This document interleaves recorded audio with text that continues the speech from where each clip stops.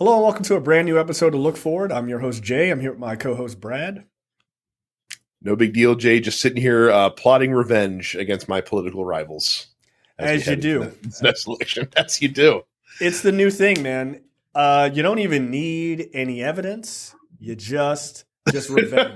Because that's exactly how impeachments work. You just base them on revenge, not on actual facts. At least that's what Republicans do. So, yeah, first Historically, yeah. Hey, man, maybe we'll find something. Maybe somebody's getting a blowjob. I don't know. So, obviously, the big news today or this week is that Joe Biden is in a world of probably not trouble. Republicans have decided they are going to do what Republicans did to Bill Clinton, which I can only best describe it in the way that comedian Louis Black described it, which is get a gun, aim it right at the president, and shoot themselves in the face. Because that's what's going to happen. According to the Daily Beast, as they open this article, the call is coming from inside the House and the Senate. Republicans are starting an inquiry into impeaching Joseph Robinette Biden. Brad, how afraid are you that they're going to find something? I'm about as afraid as John Fetterman was in that TikTok that he released that went viral, where he or as Andy said, he gave like the Scott Hall spooky fingers, ooh, what's gonna happen? What's gonna happen? So here's the possible scenarios that can arise from this, and you tell me which of these is advantageous for Republicans. Okay, here we go. So the minuscule chance that there is some secret Joe Biden corruption out there that they find, and they actually impeach him and try him in the Senate. That's a good scenario for Republicans, right? Like if they find that, that's good news for them. Here's the other ways this can play out, though, and in fact, the much more likely ways this is going to play out. The inquiry yields nothing, and therefore they don't even have an impeachment vote in the House. The inquiry either yields nothing, and they still choose to have the impeachment vote, and it fails. Okay. Or that's the scenario I'm going with. Go ahead. Yeah, or the inquiry reveals some cloudiness, but nothing concrete, and then they still have the impeachment vote and it fails. Yeah. Right? Mm-hmm. Or nothing they find nothing, they have the impeachment vote, somehow it succeeds, and then they have the trial in the Senate and nothing happens. The senators vote 85-10 or 85-15 for acquittal. Right. And it becomes a massive embarrassment for Republicans. I'm confused as to that scenario. As where are the Democrats? The Democrats were just oh, you didn't find anything? Absolutely, let's get on board, right? Because you need 2/3, right, of the House to agree. Yes, that's 290 votes. They have Republicans. Correct me if I'm wrong. Have 200. No, not 2/3 of the House. No, for the impeachment.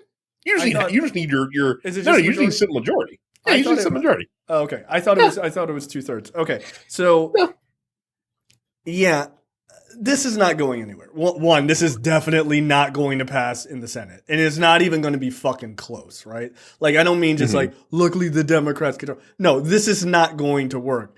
Look, rhetoric and sort of reality is where everything falls apart for sort of what I would refer to as kind of internet-based republicanism, right? You go on, God forbid, I mistakenly went on Twitter today. I was like, oh, that's right. This is why I don't use this platform. Holy shit, that happens a lot.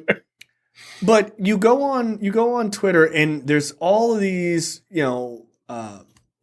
people who have $8 less in their bank account every month who are hardcore Republicans, and they're just listen, they've got more information on Joe than Democrats had on Trump for those other two impeachments. And people are just in the comments, there's all these people yeah, you're right. But then there's obviously people who pay attention what are you talking about? Right. Are you paying attention to what's happening right now? Like, what are you It's crazy. I don't remember which Republican it was, but they had a press conference, or they had like a press availability outside the House today. And some reporter, I assume from like the Guardian or something, because it was a British reporter, asked him, like, what are you basing this on? Like, what evidence have you seen? Like, every hearing that you guys have had so far, like, has shown nothing linked to Joe Biden. Like, sure, you found some shit about Hunter Biden, but nothing to do with Joe Biden. And basically, like, this House member's argument in favor of opening this inquiry was like, well, just look at Joe Biden's house. Like, how could he afford that house on the salary of a senator? That's all you have to do is look at his house, and you know there's something going on. I'm like, are you guys really gonna potentially base the future of control of the House of Representatives on look at this guy's house? Yeah, there's got to be something hiding there, just because they're vibes. The vibes are off, bro. Like, the vibes are off. They are basically saying, why don't we just take our political future, our sort of immediate political future, and just bet it on a horse? Like, what's the difference? and not even like the favored horse. Like, they're like betting it on like the like the fucking limp horse at the back of the field. That's going to go to the glue factory with the right. Yeah, glue stick over here. Yeah, he's gonna win the Kentucky Derby. Like, he's not gonna win. So yeah, it's a bit weird. I mean, I think we all know why this is happening, which is, oh, sure, this is revenge, right? You guys impeached Donald Trump twice, and that's not fair. So we get to impeach your guy. Yeah, but why though? Like, you don't have anything. And look, I think you're right. I think those scenarios are the likely outcomes, right? But I think that, like, as I said, they'll probably go forward with an impeachment even if they don't have anything, right? They'll go forward with a vote, and it'll die in the Senate. But as I think about it, I think there is actually a higher likelihood that it will fail in the House. I think that is the most likely.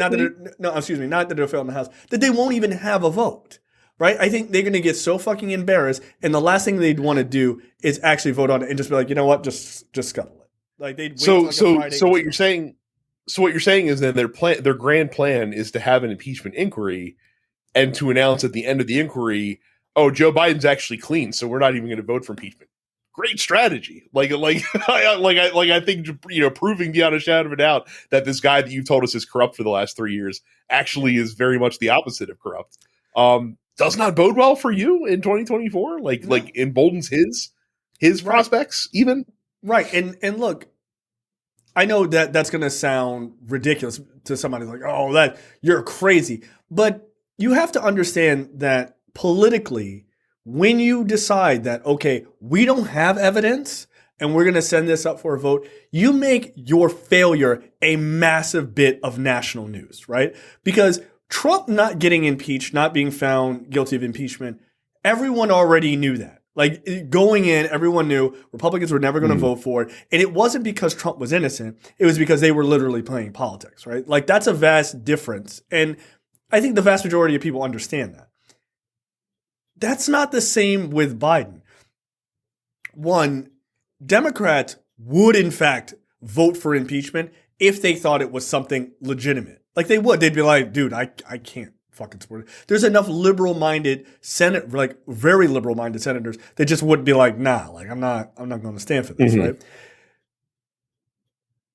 I don't see a scenario where they're going to want to keep this as a big national story that they failed to get this guy at the end of the day. I think if they figure out that there's nothing there, and there's nothing seemingly there, right? Because they're just doing the inquiry at this point. They're just like, I don't know, just fucking, maybe there'll be a blowjob. Like they're fishing. That literally is, and it's funny when you think of, it's funny to draw the parallels with Clinton, because with Clinton, what people forget is that they fell into the Lewinsky scandal, and it's actually I'm done calling that because that's not fair to her.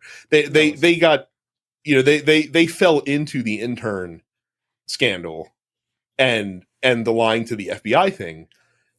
But that's not what opened the inquiry into Bill Clinton. What opened the inquiry is they had they thought they had probable cause on a wonky real estate deal. Yeah, the that he was involved.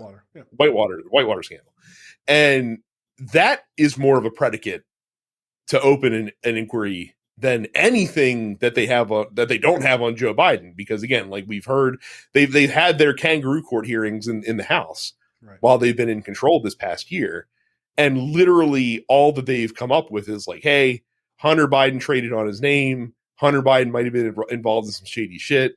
Hunter Biden, did drugs and, illegally bought a gun and shit like that. But Joe Biden, but they have not been able to link Joe Biden to any of this stuff. And in fact, they've had people testify as their witnesses. They're like, oh, this guy's going to tie Joe Biden. And then they get in front of Democrats, and Democrats are like, yeah, so like, you don't have any proof that Joe Biden is involved in this in any way. And they're like, well, no. Yeah, it's just Hunter Biden. But, but he's got to be involved because it's his dad. Like, no. Like, are you all constantly involved with things that your dad's doing all the time? Like, fucking whatever. And Trump kids are like, no, that's exactly what we do. Like 100%. Yeah, like Trump Jr. So like to get back to the original point, the Clinton impeachment had a better predicate to be opened. Yes. And it still blew up in their face. Yeah. Fantastic. Right. And you're coming into this purely out of spite. That's it.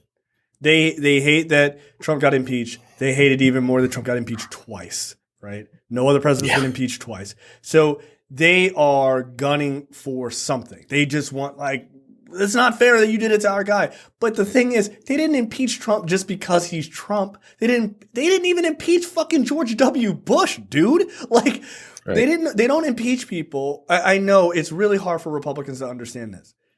Democrats get on our nerves because they actually follow the rules.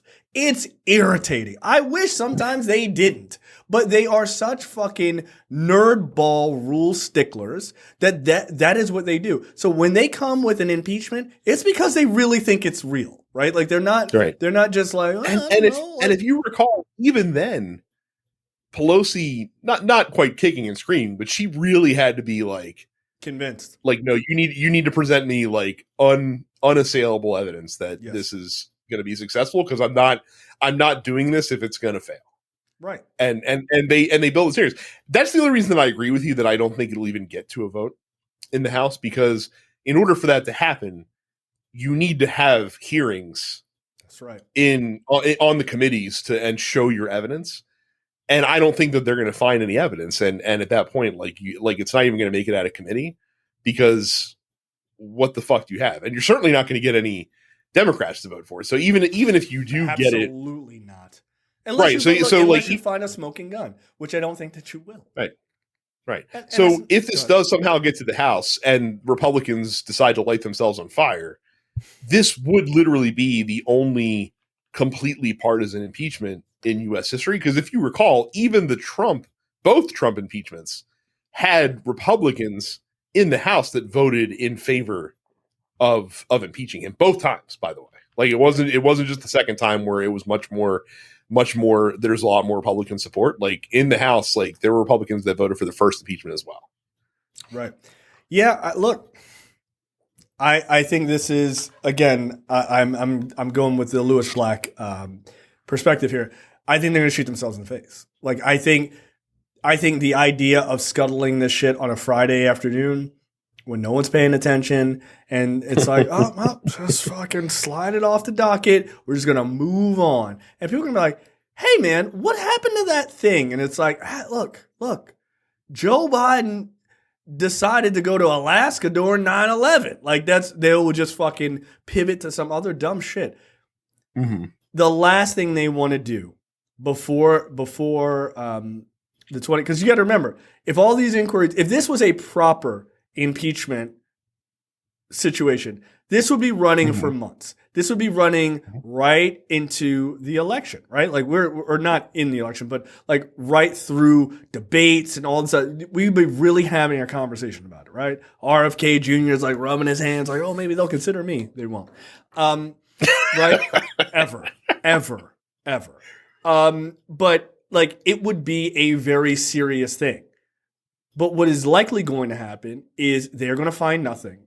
And the last thing they're going to want to do is come out and be like, we're going to have this big vote and it's not going to mean anything and it possibly might lose in the House and it's definitely going to lose in the Senate and it's going to be this thing. They're not. They're not. Look, there's report now that Trump he spoke with Republicans about this and everything else. Sure, I'm sure that was totally above board, right? You got to get him back, forget me, right? Type of shit. Well, that's what I was going to mention to you is that, funnily enough, like Republican leadership is in a truly unwinnable situation in this scenario because Trump wants them to impeach Biden, but he wants it to be successful. Like if you do an inquiry and don't hold the vote, or if you hold the vote and you fail, he's going to be pissed, and he's going to be vocal about it, and he's not going to be mad at Democrats. He's going to be mad at you, Republicans. He's going to be mad at Kevin McCarthy and the other folks that were involved in making that happen. Well, so again, truly an untenable situation, one way or the other. And that's why we're here, by the way, too, is because McCarthy, like this is only happening because McCarthy doesn't see any other way to do it, because the MAGA idiots in the House are demanding that this happen. Otherwise, hey, we're going to hold up other votes that you need, like funding the government and things of that nature. I like the idea that they're trying to Tommy Tuberville this thing internally. Yeah. Okay. All right. Sure, man. Look, by all means. I think this is going to be. Look, the word of the day, kids, is scuttle. Okay, they're gonna fucking scuttle this shit because when they get into it and they don't have anything. Look, unless they find something, and if they find something, they are well within their political right to make hay about it, and they should. Right? Like you find like just naked corruption. It's like, here's Joe Biden. Here's a picture of him taking a bribe from the fucking Ukrainians or something. That's great, man. Make a big deal about it. I will even support the idea of impeaching him if it is rises to that position. I don't give a fuck about Joe Biden personally. Fuck him. Right? So I don't care. Like, what do I give a shit? If he's wrong, he's wrong. However, I'm going to go out on a limb and say, you don't got shit. Because if you had shit, you would have called it out way before now. You wouldn't be doing. Oh, you would have found again, like we've said before on this show, when you run for president and like when you win your party's primary and you're actually like one of the two dudes going head to head, anything that's that's in your past, it will be found. Like there are people out there digging up dirt everywhere. So if there truly were corrupt dealings that Joe Biden engaged in while he was vice president, which by the way is what they would be impeaching him for. I would think, which is another question. Like, we're going to impeach the dude for stuff he did before he was the president. Like, okay, makes sense to me. But like, and we'll get to that later in the story. I mean, but that's what in a later story as well. But that's what Republicans tried to do to Clinton, right? Whitewater was before, of course. Right? Meanwhile, like Trump was impeached for things he did as president. Like, yes. Yeah. Like, no, it wasn't 100%. Yeah. Like, so yeah, that idea of like retroactively going after somebody. Look, I'm not mad at you want to retroactively go after someone if it's a major corruption, right? Like, campaign finance shit, like that's fine. But an impeachment should be for presidential like dealings, like 100%, full stop. So they don't have anything, Brad. They don't have any policies. They don't have anything. I am aware. Yeah. I am aware. I will say, like, and this was brought up on, I think it was brought up on Chris Hayes. Mehdi Hassan was filling in. And so Ken Buck, a notable like Freedom Caucus dude, even went on MSNBC and was like, that's a shock. Yeah, that like there's no evidence to support this. Like this is a dude that you would think would be a surefire vote to advance this stuff, and even he's out there being like, I don't see it. like right now, like I don't see that out there right now. Now, look again. If you have Trump also pushing you to do this, this is like you said, this is untenable. Best of luck, though. I'm voting 100% scuttled on a Friday. 100%. I think I, it's and, I, and, I, and again, I big think you're right, because they have to present something to get this out of committee, and if it's not credible, because again, it's not like Democrats don't get to be there while they're doing it. Like they absolutely get to participate in these hearings and ask questions and stuff like that. So like, and they'll be the ones like going like it'll be the same shit that during the Trump impeachment, the first impeachment, where they literally go out of the committee room right in front of a camera. Here's what we just talked about, and there we're gonna control the messaging. Yep. Look, has there been a less effective Speaker of the House than Kevin McCarthy? Oh, I'm sure there has, but you'd have to have a really vast knowledge of that. I will say that according to God, he is so henpecked. Like it's crazy. according to people that like keep track of this shit, this Congress, like this specific Congress, because of the House, is the least effective Congress in terms of advancing and passing legislation in at least the past 100 years. I can believe it. I could absolutely believe it. But it's remarkable how this guy's getting pushed around, right? So that brings to the second part of the story, which is Marjorie Taylor Greene wants people to know she is the reason. She is the tip of the idiot spear. She's the reason that Kevin McCarthy is moving forward with the Biden impeachment. She's like, look, I'm the person, right? Like, Gates was trying to take credit. Like they're having an idiot off. Gates and Marjorie Taylor Greene are kind of fighting because they're like, no, I'm the one about to screw my party really bad. No, it was me. I'm the idiot. They're like, no. If there's going to be an idiot here, I'm the top idiot, right? So yeah, they're actually literally fighting about being the person who pushed McCarthy into this. But I like hers. I like her tweet. I like her comment the best, because she's saying that she literally introduced articles of impeachment on his first day in office. Now that's not even asking for an impeachment inquiry. She's like, I got the crimes right here. Let's fucking vote. Let's fucking vote on him. We didn't do any investigation, but I know what he did wrong. Like, what inquiry? Like, there was a laptop. There's a dude. Like, let's fucking go. It's just really weird.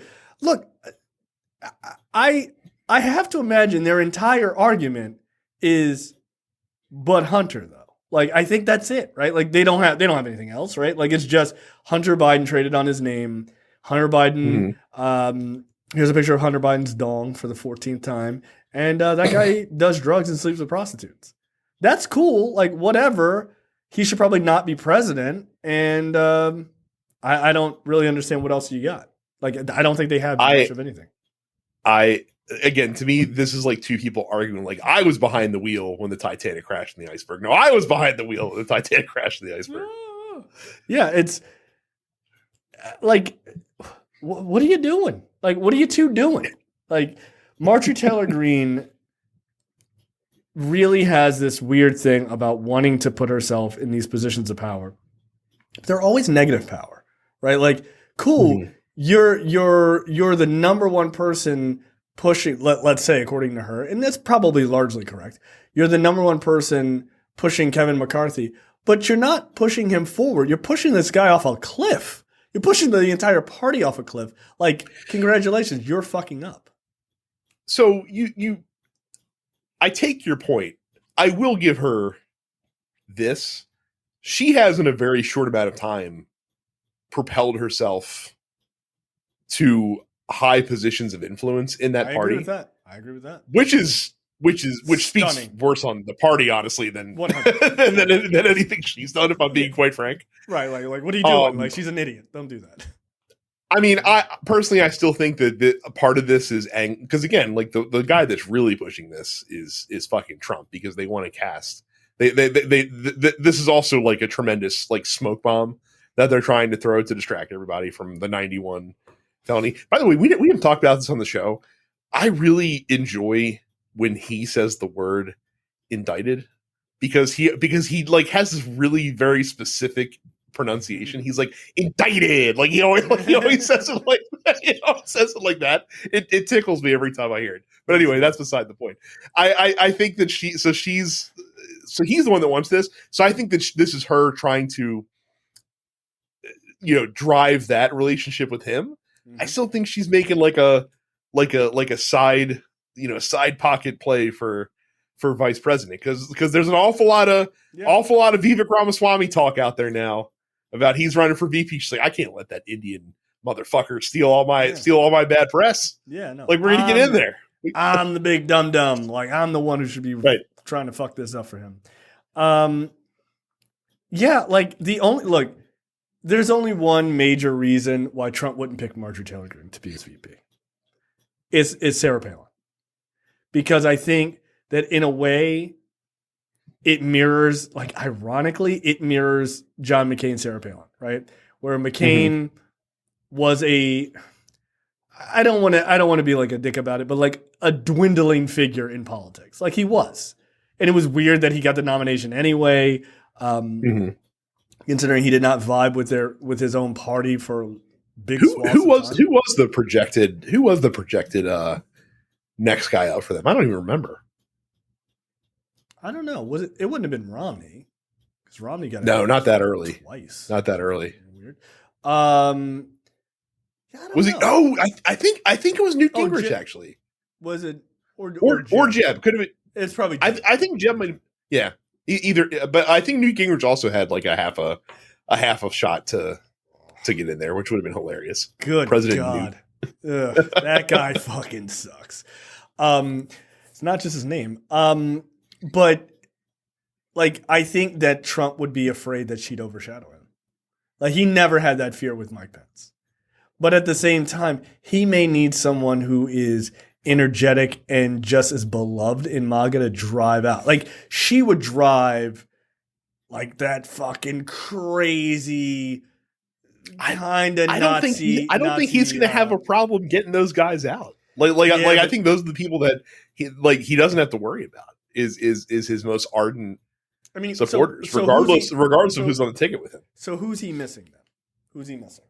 Right? He's missing the Mike Pence, ironically. Like, he's missing the guy that can get the normie Republicans to swallow their pride and to hold their nose and to get them on board.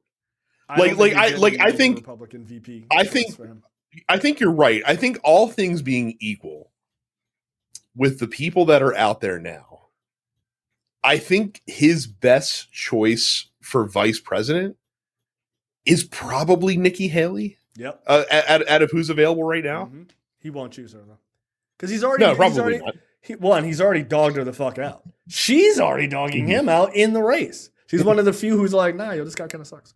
I mean, even though, like, I couldn't wait to join his fucking team and hold water for him for 4 years, but like, or 2.5 years or whatever she was in that role. Yeah, I think Nikki Haley would probably be the best choice.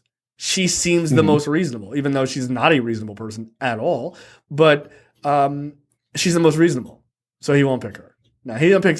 But I don't think she ever, like, even though she was in his administration the entire time, I don't think that she ever has crossed that Rubicon to, like, MAGA Republicanism. No, you know what I mean? Like I think she's still seen by most on the right as like a normal ass Republican, and I think that's what he needs, because that's what you need to bring the people out who you need to win the election, like the swing voters and moderate Republicans and even moderate Democrats to roll the dice on you and that sort of thing. Yeah, I don't know, man. It'll be interesting to see who he picks. Yeah, picking someone as insane as him is the exact opposite of what he needs. Like that'll drive more people away. It's like, hey, we have crazy psychopath at the top of the ticket, and stupid crazy psychopath on the bottom of the ticket as well. Well, way to double down on fucking morons that I don't want to see anywhere near the levers of power. Congratulations. Yeah, look. The fact that you're saying that, Brad, is the most reasonable, logical thing I've ever heard. That's how I know he won't do it. Like, that's how I know he won't do it. Dude, he's not coming back. He's not coming back for part 2 on some fucking, like, reasonable shit. He's going balls to the wall. He's gonna wanna make sure that the crazies aren't just riled up, but the crazies are so riled up that they would never, ever miss an opportunity to come out and vote for him. And I think somebody like Marjorie Taylor Greene, not Carrie Lake. She seems too desperate. Like I guarantee you, Trump is like, yeah, yuck. Like she's just too desperate. She called him a 9/11 hero. It was like, all right, like even Trump's not buying it. He's like, I mean, I'm not. She called Trump a 9/11 hero. Yes, she did in fact. How for going on Howard Stern, like and talking about what he saw. Yeah. Saying that he is now the tallest building in New York, right? Like, yeah, a hero. That's what a hero would do. So, like, I think he's going to go crazy. I think he's going to pick a crazy person. But my guess is the only reason you wouldn't pick Marjorie Taylor Greene is just because you're afraid she might overshadow you. But he might pick somebody like a Tommy Tuberville or, seemingly less openly crazy, but definitely fucking crazy. He's not picking Tim Scott. Too urban. No. It might not be somebody that's on that, like on the people running right now at all. It may not be any of those people. But yeah, I think that's possible. Like he of anyone, he is the one to come up with a fucking, crazy banana wild card pick out of nowhere. You know what I mean? Don Jr. Like if he picked one of his kids, I wouldn't even be shocked. Like I wouldn't even be shocked. Well, like that makes all sense. I mean, his whole presidency was cribbing plot lines from House of Cards anyway. So like that would just be on brand basically. Fucking like it's Jared. Everyone loves Jared. Like oh great, that guy, the fucking charisma vacuum. Like can't wait to hear from him. So yeah, we'll see. Yeah, so Marjorie Taylor Greene. Just want to let everybody know how much she sucks. All right, next up, Brad. You got the story. I did. So we've been talking about how some of the folks that are of the 19 people being charged in Georgia alongside Donald Trump are making moves to finagle their cases. Sidney Powell and Kenneth Chesebro. By the way, I found out that his last name is pronounced Chesbro, actually. But Chesebro is too funny to not use. So we're going to continue with it. Both filed motions to sever their cases, and the judge told them to go kick rocks. I think we talked about that last week. Yeah. Mark Meadows also had his motion to move his case to federal court, and that motion was knocked down by the federal court judge as well, by saying that, hey, like, you may argue that you were doing your duties as chief of staff, and that makes it a federal case. But in what you were doing in calling these Georgia election officials and stuff like that, you were working as a member of the Trump campaign, which is not in your purview of duties as Secretary of State, and therefore you will not get your case moved. And I found that reasoning interesting because that is also an incredibly devastating ruling for anybody else that tries to move their case to federal court, because if the predicate has now been set where, hey, like when you were doing this stuff, you weren't acting as, Donald Trump, the president, you were acting as Donald Trump, the candidate, and Donald Trump, the candidate, doesn't have federal protections to say like, hey, we're going to move this case to federal court and possibly look at it being as under your purview as a federal official. And I think that's a huge move and should terrify the John Eastmans and the Kenneth Chesbro or Cheese Bros and all the other folks that were actually in the administration that were part of this deal that might have tried the same strategy, because that kind of puts the kibosh on making that move potentially. Yeah, no, look, they're in a world of trouble, man. One thing that has been very obvious is that so far they have had no legal wins. None. Like every single avenue they've tried, the judge in Georgia has been like, I don't fucking think so. Like, take it easy. No, sit down. We're not rushing. Like, I think it was Chesbro who's like, I want a speedy trial. And they were like, all right, cool. Like right now. And it's like, hold on a second. I was just fucking around, guys. Chesbro out. Like they are terrified because they are so fucking used to running roughshod over the Justice Department, over judges being really flexible to their bullshit logic. And now they've run into a situation where it's like, no, No, you did a major fucking crime, my guy. You're going to sit here and we're going to talk about it. And they're like, I don't want to talk about it. This is hard. I hate it here. And it's like, good. Yeah. Welcome to reality. And this is what they deserve. Right. This is exactly what they deserve. Well, and what's funny is, so like Meadows is appealing this decision, right? And people say it seems likely that at some point SCOTUS is going to have to weigh in on it. And you might say, oh, that's terrifying. Like the Republican SCOTUS is going to bend over backwards. Not so fast, because again, like this is, if they weigh in on it, personally, I don't think they're going to hear it. I think that they'll just defer to the lower court ruling and not even have it in front of them. No, I don't think SCOTUS would touch this anytime soon.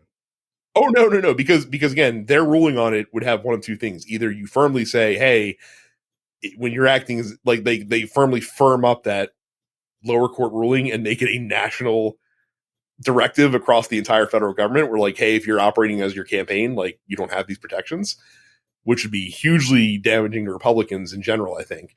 Or the opposite comes where it's like, hey, like as long as you're in government, whatever you do on your campaign is cool. Which again, like, you sure you want to just roll that red carpet out for everybody right now and let the Biden campaign potentially, do crimes, get into some nonsense if they wanted to, because they're like, well, it's in my job as being, a federal official, so you can't do anything to be legally for it. Right. Yeah, look, it's, again, we're in a no-win situation. Or, excuse me, they're in a no-win situation. But,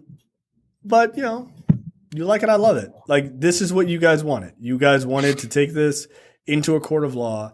And again, this is the entire situation of internet republicanism meeting reality. Like your bullshit arguments on Twitter and Facebook and Instagram or whatever, they don't work when you have to put this shit up against an actual lawyer. Like a prime example is this week, or actually maybe it was like yesterday, someone commented on our episode last week saying that no, Trump can't be disqualified because of the 14th Amendment, or Section 3, because he was already impeached for January 6th, and he was cleared of that.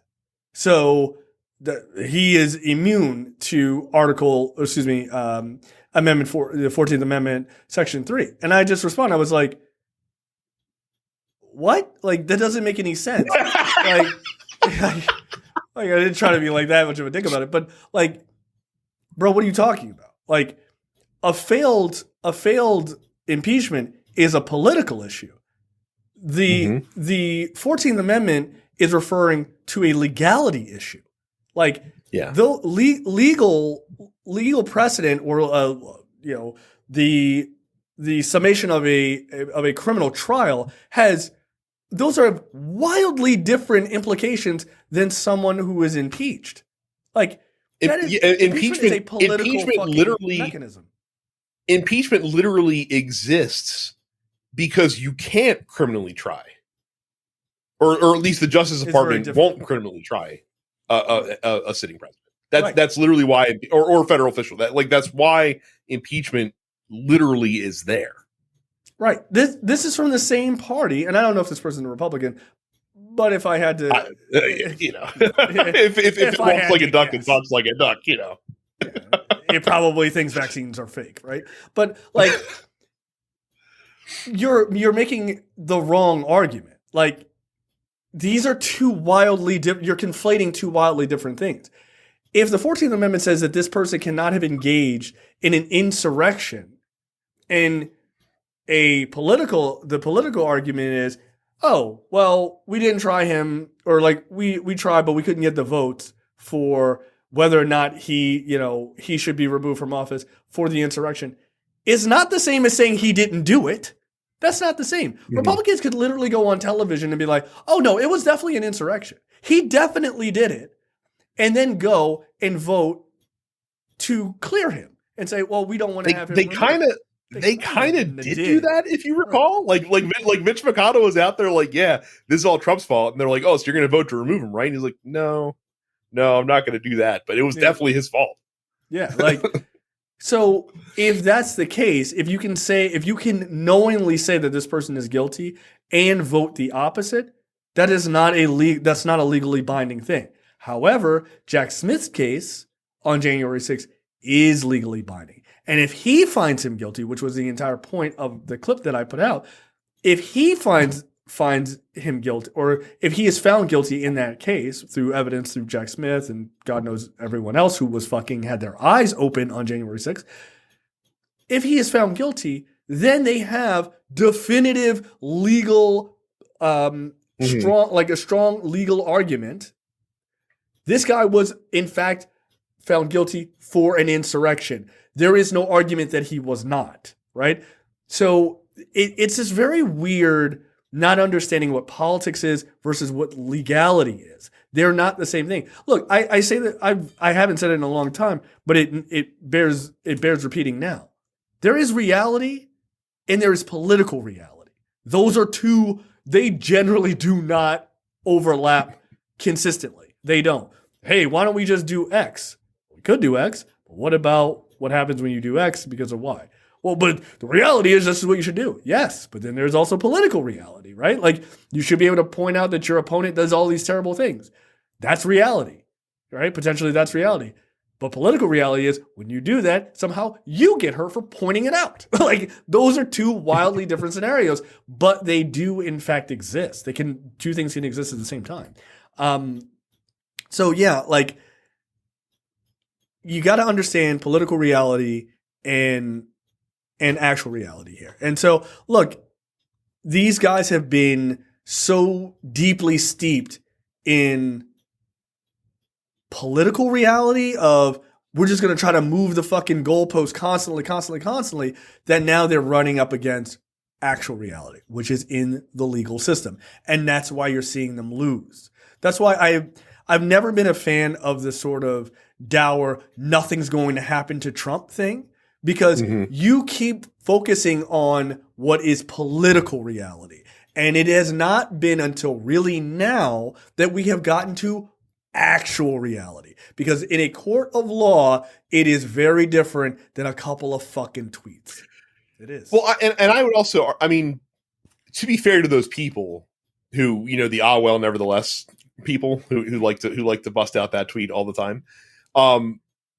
Trump has faced the legal system in actual reality, but he's never had an opponent on a level playing field against that him. is like he's never been involved in criminal court. He's always been involved in civil trials where he's able to outspend his opposition or spend them into the ground or delay them into the ground or, you know, what have you.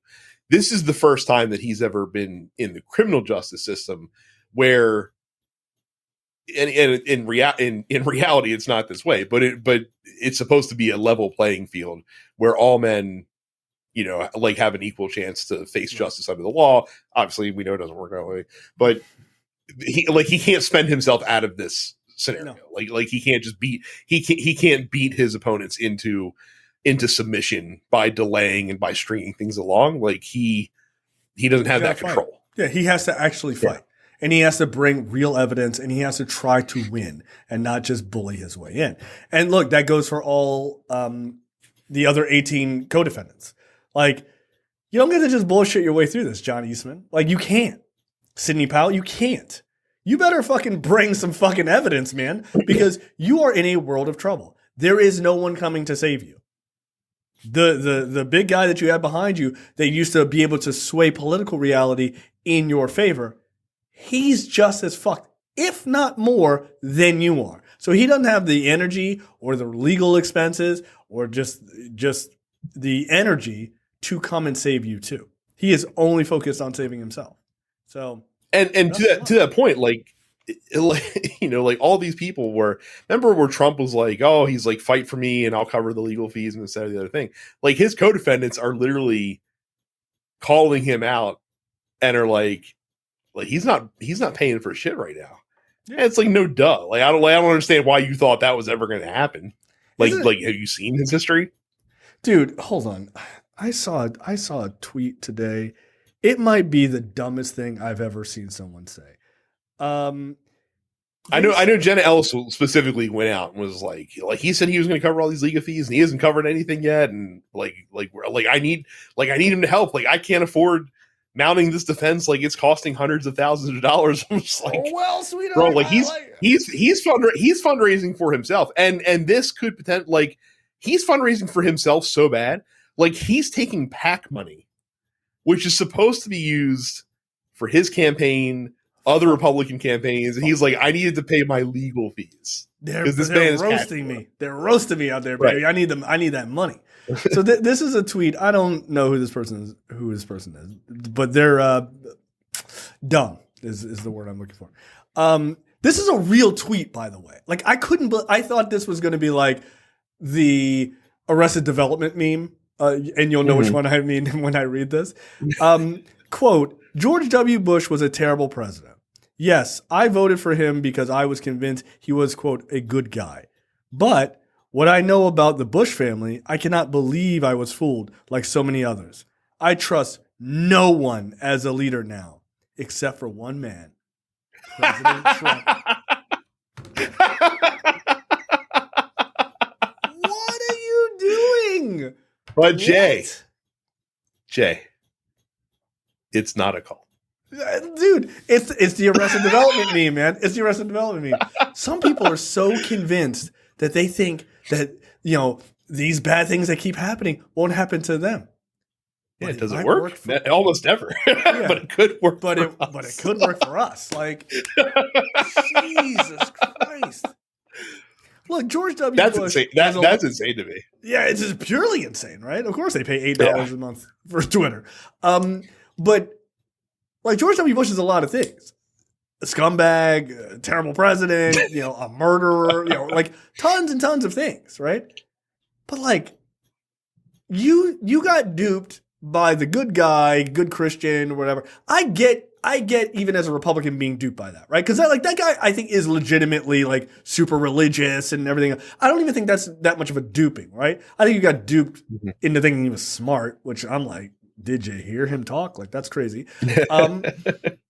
But like, to not see a grift like Trump, like to say, I can't believe how much I was getting bamboozled by the Bush family. And I'm like, but you don't see it with Trump, which is way more obvious. Like, way more obvious. This guy has been bankrupted tons of times. Like, he can't run a business for shit. Like, this stuff is all public knowledge. And they're just like, but I hear Trump vodka was really good. Like, all right, man, like, sign up, I guess. Like, God damn. But it's amazing. It's amazing. It's amazing. Those are stupid. And again, like, I will go to my grave never understanding what the allure is. Like what do they see in this braggadocious fucking like weak, loud, insecure, brain-addled, like think of all the fucking things. He is. Think of all the things that you see when you hear him talk, and just like, I can't understand how I can experience him in one way, and there are tens of millions of people in this country who just hear and see something completely different. And it doesn't matter what he says, it doesn't matter what he does, it doesn't matter how contradictory or hypocritical he is. Like what was it? There was a Jordan Klepper, when he was hosting the Daily Show, he did like an after the show thing with an audience, and it made it out on Twitter. Yeah. Or on social media. And I remember he was, they were talking about like, what's the craziest thing you've heard when you're doing these on the street interviews that he does all the time, these Trump rallies and shit like that. And he talked about this woman who I can't remember exactly what it was about, right? But it was basically about like trying to, cover up, wrongdoings in office. I think it was related to the Ukraine call specifically, and withholding aid and this or the other thing. And she's like, yeah, she's like, you like he's like, if we have a president who like does these specific things, like, she's like, no, she's like, we can't have that, like that, that would ruin this country, like, completely corrupt, and I couldn't support anything like that. And then he literally points out to her, he's like, well, Trump did all of these things that I just mentioned, and her literal response was like, I don't care. like she literally turned around like in that next moment.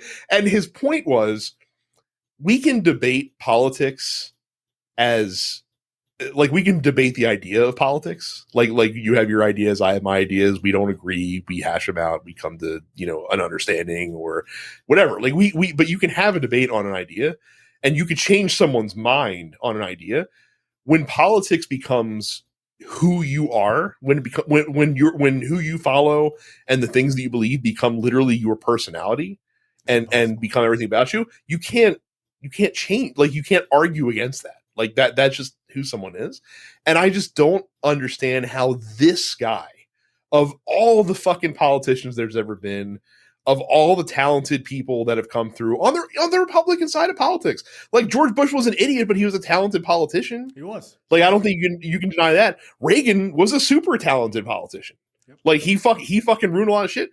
But of all the people, right? But of all the people that have come through, like on the Republican side of politics, this guy is the guy that somehow manages to like secure the undying loyalty of all these people and like the undying support of all these fucking people. And I'm just like, how?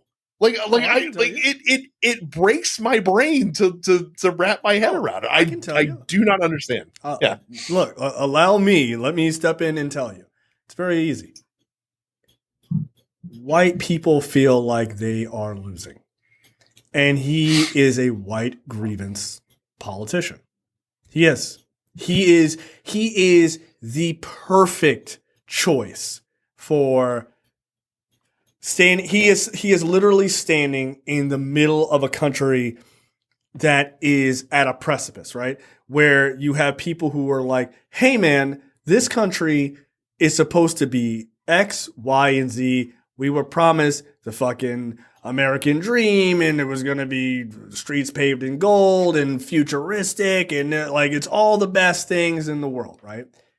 And then like you have people who are like, we need to make this country better. It doesn't have to be perfect, but there are things that we need to do to better this country.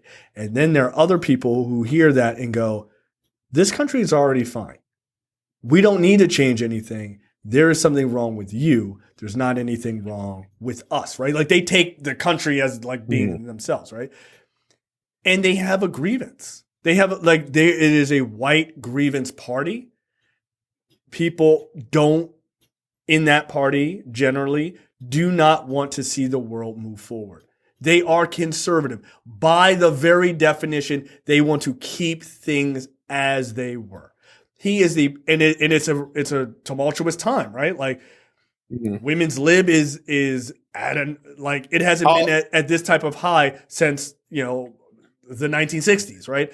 I will give you that is that I will agree that we probably had more, or like a greater concentration of societal progression in the last 15 years. So that definitely could contribute to right.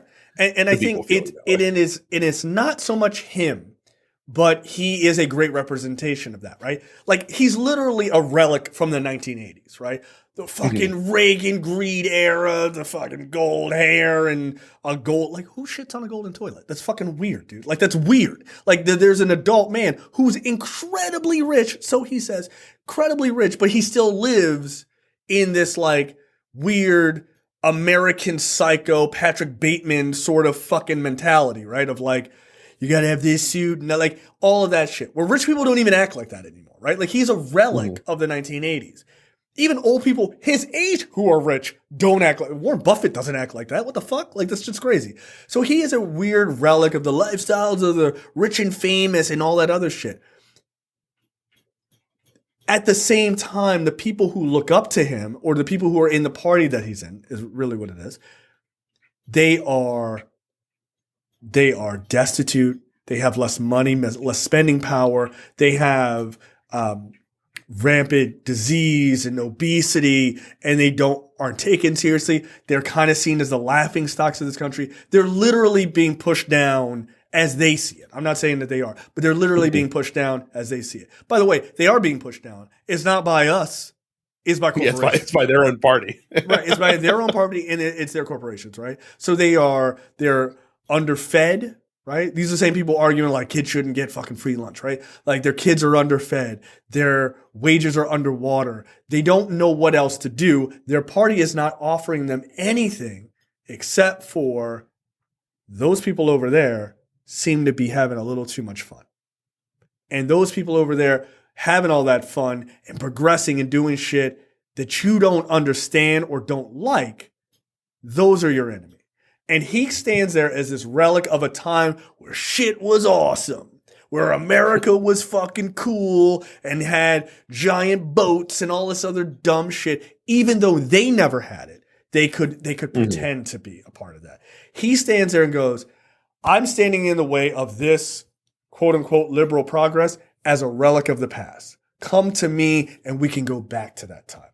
Literally make America great again. That's why it works. Right? That's why it works. It doesn't make any sense. It doesn't make any sense. These poor motherfuckers in the Midwest were rocking fucking golden toilets and shit in 1985. Of course not. But they felt like if we could go back to a time that was simpler, right? Like, here's a weird analogy that, for me, that makes sense. I was really good at video games up until like 1995, right? Like what year did I'll be honest with you. What year did like Nintendo 64 come out? Around that time, 95, 96. Boom. That was the end for me. So somebody came out and they were like, hey man, we have platformers that are 2D. Like there's been a couple of them that have come out. I'm all about it. I'm like, that's a relic of the past. That's what I understand, man. That's what I understand. I don't want to play those other games. They confuse me and I'm scared. Like I don't get it. Too many puzzles, right? So like for them, that's where they are. They're terrified. And that is why when he came out and was like, coming down the elevator, I am who you recognize. I am a rich person who you recognize. You don't need, look, you may be cool with him, but you don't recognize these rich assholes. This guy's driving an electric car. He's not like us. Remember us? Like we used to be fucking cool. I don't even like the new light bulbs, right? Like it is just grievance shit. And because of that, Republicans can they can envelop themselves in this dream world. They can literally envelop themselves in a dream world, which is why they're like, let's not go, voting doesn't work, or don't worry about the pandemic. It's too confusing. I don't want to wear a mask. I don't want to do this. I don't want to do that. I don't want to worry about the earth. I don't want to do any of that. I just want to turn on the television and watch my hero yell about fucking toilets. That's it. Like, it's just because he is a grievance candidate at a time that poor white people especially, need somebody who speaks to them. That's what I know the comparison that I'm going to make to this, and I think you're right. I think that you make excellent points. This is how prosperity gospel preachers make their money. That's exactly essentially. It. That's exactly it. Yeah. So he's exactly that. He's exactly that. He's preying on the poorest, preying on the most needy, that basically selling hope in but for an incredibly costly amount of money. So yeah. I mean, a lot of Venn diagram overlap there too with prosperity gospel folks and Trump folks, I would imagine. Two overlapping circles. Right? but look, there's a part of me, there's a lot of me that doesn't empathize with it, but I get it, right? Like I don't agree with it, but I get it. I get why it works, right? I get why conservatives, like, I don't know that fucking white dude's name, the guy with the like red beard is like screaming at a guitar or whatever. Fucking people above rich men are fucking the worst, whatever. Like that guy, I get why people attach to that song, right? And they were just like, this is fucking speaking to me. Like, I get it. This guy, like, the fucking people in the north are the worst and down here we're suffering. But you're not suffering because some fucking liberal person in New York, dude. Fucking liberals in New York are suffering, dude. They're like, shit is expensive. How the fuck can we afford groceries? You're not suffering because of them. You're suffering because you are ceding your power to people who will take advantage of you and who have continued to take advantage of you, ironically, well before the 80s, but especially since the 80s. They have. If you look at all of the people that these guys attach themselves to, they are relics. They are relics. They are relics of a bygone age because they don't have anything. We talked about the Electoral College last week. Republicans don't have any policies. That's why they're like, oh, please keep the Electoral College a relic, right? Like they need that. But more importantly, when you talk about like what their thought leaders and stuff like that, they're all relics. I don't care if they're young or not. They're relics. Their arguments are relics, right? What, like, literally listen to what Candace Owens said. We talked about last week where she's like, oh, Eminem is stopping Vivek from using his song on the campaign trail. What's her response? It's a relic response. It's a little gay, isn't it? That's a relic response. It's 2023. You're calling this dude gay for protecting his intellectual property?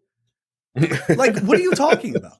What if a Democrat was like, I'm going to go around singing Ted Nugent songs? I bet Ted Nugent would be like, do not do that. I don't fucking agree with you, right? You wouldn't call Ted Nugent gay, right? I'd say he's the draft dodging pants shitter, but like those are facts, right? Like those are facts. Like he did do that. Also a pedophile. Those are facts, right? Like those are facts. I don't have to make it up. Okay, that's the end of the free portion for this week's episode of Look Forward. Make sure you go to lookforwardshow.com/premium. Sign up for premium content. It's only $5 a month or $50 for the full year.